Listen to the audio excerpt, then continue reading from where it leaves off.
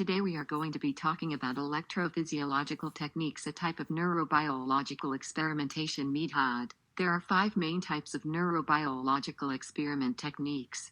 Today we will be focusing on electrophysiology, but let's review the 5 types first.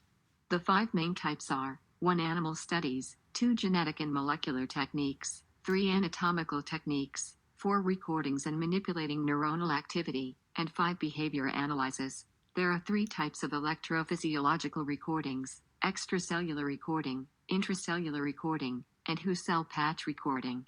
Whole cell patch recording has other categories in it which we will get to shortly. Extracellular recording records the activity outside of the neuron. It can record neuron firing and from multiple neurons at the same time, but it is not so sensitive or detailed. Intracellular recording records from inside the neuron itself. It is more sensitive to the extracellular recording and is better at finding the correct neuron signal.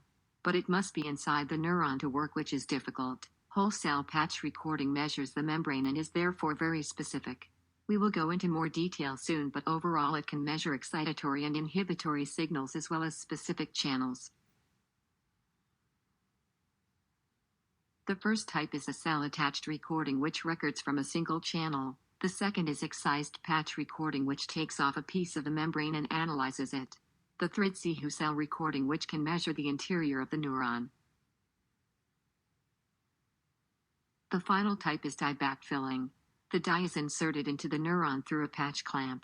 The dye will then flow through the neuron, allowing researchers to see the shape of the neuron projection, and the neuron flow. Now we know that there are a lot of different ways to utilize one type of technique to help us understand many different concepts in neurobiology.